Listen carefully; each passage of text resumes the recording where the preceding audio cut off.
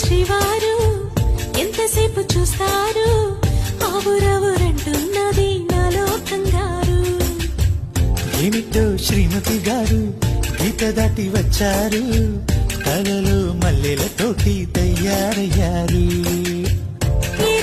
వస్తుంటే హొంగబెట్ట చేస్తావే, పంతమొచ్చి ఇన్నాళ్ళు పస్తులుండమన్నావే.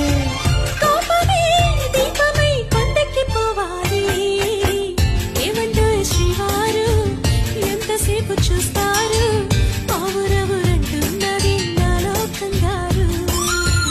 ఏమిటో శ్రీమతి గారు గీత దాటి వచ్చారు, కళలు మల్లెలతోటి తయారయ్యారు.